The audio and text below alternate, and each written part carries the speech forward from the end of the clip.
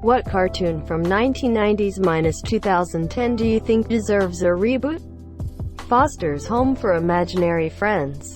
That show has such an interesting premise and is a great way for animators to flex creativity. Dexter's Lab. Unfortunately, Christine Cavanaugh, who voiced Dexter, died in 2014 from myelogenous leukemia. Sad face. Tons of stuff. Dexter plus Gosling in Darkwing Duck. Chucky Finster in Rugrats. Oblina in A Real Monsters. And Babe, the Pig. Great talent and a voice from my childhood for sure. Static Shock. Homelessness. Racism. Gangs. School shootings. That show had it all in terms of teaching kids about tough topics. Batman Beyond. Fun fact. The ending scene of the last episode of Batman Beyond, where he is flying through skyscrapers startles two pilots in a ship who say, "Did you see that?" is an homage to the first episode of Batman the Animated Series, 1992, where Batman is gliding and startled two blimp pilots who say the same thing. Edit. Turns out it wasn't Batman. It was Man-Bat. Jackie Chan's Adventures. Man, was that a great show. Recess! Exclamation mark. Exclamation mark. I think kids need a show like that now. Kids these days will never get to experience the excitement of one Saturday morning's lineup. Gargoyles. Edit. Oh damn. Thanks for the awards. Had no idea so many people love this show as much as I did. Courage the Cowardly Dog. Every episode of that show frightened me as a child. Codename Kids Next Door. Or make that Galactic Kids Next Door sequel the creator tried to make a few years back. The Grim Adventures of Billy and Mandy, Invader Zim, and Rocket Power. Teen Titans. They've been teasing and edging us for so long. Especially with that damn post-credit scene in the Teen Titans Go movie from 2018. The post-credit scene was teasing Teen Titans vs. Teen Titans Go, which came out about a year ago. That pissed me off. That pissed me off real hard. Here I was excited to see how things were gonna go after that cliffhanger all those years ago, and they pulled that stunt? Are you kidding me? They had to have known we were going to assume it was gonna be a continuation of the old series, and they slapped us in the face. I mean, what did you expect? Cartoon Network doesn't care about quality. That is true. As much as I hate it, from a corporate standpoint it adds up because TTD makes up an absolutely incomprehensible amount of their modern revenue. None. In today's culture they'll fuck it up 100%. I prefer my childhood untarnished. Edit. Hate TNX for the gold. Stranger. Pinky and the Brain. Actually, the Animaniacs show is being rebooted. Not sure of the time frame for release because of the pandemic. Reboot. Hell, I don't even need a reboot. Just a conclusion series would be nice. Danny Phantom. The creator Butch Hartman has stopped working with Nickelodeon, so it would probably have to be without Hi Monsieur. X-Men Evolution. It never got the love it deserved, but I loved that show as a kid. They had to cut it short after season 4, but I read they had 2 more seasons planned. I wish I'd gotten to see them. Hey Arnold. Daria. 100% this. Her commentary on present-day happenings would be scathing and hilarious. Ed and Eddie. I would pay an unspeakable amount of jawbreakers to make this happen. Want more? Avatar. I'm literally watching it now as we speak for the first time, and I already want to watch it all again. What an incredible show. I am inspired.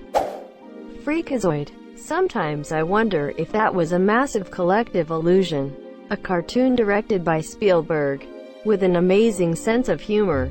Johnny Bravo. He was misogynistic, but I still enjoy him. He was misogynistic, sure, but it was done in a way that made it clear that the vast majority of what he did was wrong. I think I was like 5 when I used to watch the show, and I understood that without any issues. I think my favorite episode was the one where they spoofed It's a Wonderful Life, and the angel character that was showing him how things would be if he never existed kept failing miserably. his job because literally everyone was better off without Johnny Bravo. It was great. Came here to say this. In all fairness, he always got rejected from what I remember, so does kinda have a positive impact on kids to not be a dick. I have a friend in our circle that we all call Johnny Bravo. He looks like built male model and gets every girl's attention, but then subsequently blows it the moment he opens his mouth. It's hilarious. We love going out with him just to sit back and observe. Kind of like the cartoon. My first instinct would be to say Dexter's Lab, but since Christine Cavanaugh passed away several years back, I don't want to reboot without her voicing Dexter. American Dragon Jake Long. Also, Gargoyles. Totally Spies. Men in Black. Totally Spies. Asterisk, we don't want another generation of fetish triggers. Look how we turned out. Asterisk.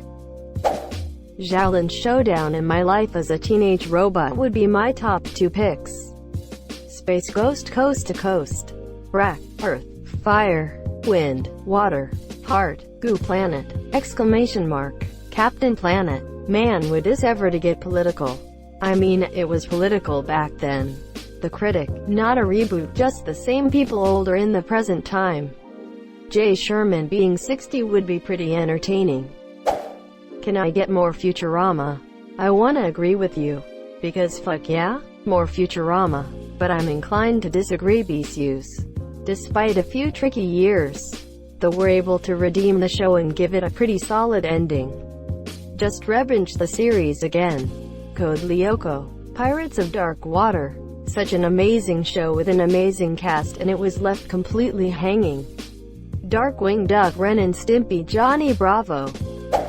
Darkwing Duck. I'd love to see it as a real movie with Donald Glover as Darkwing Duck. If you haven't seen it, Darkwing Duck has been featured extensively in the DuckTales reboot. SWAT Cats, The Radical Squad. The Angry Beavers. King of the Hill. I Miss Dale Gribble, as told by Ginger. Metalocalypse. Technically some of the seasons came out after 2010, I think. But it started in '06. Such a great show. Fuck us for not letting Small finish it off. No way as brings it back. It'll come down to crowdfunding or a streaming service to animate it. As did a thing years ago where they had people fax in their requests for the final season and live streamed all of them going straight into a trash can. Doug. Animaniacs. Clone High. I kept scrolling and scrolling in hopes someone else had started the Clone High thread. So good, and I think in today's time it is perfect to feature the mix of Gandhi, JFK, and Cleopatra. Ah, real monsters. Samurai Jack. Not that show was a work of art, and the recent season closed up the story in a solid way.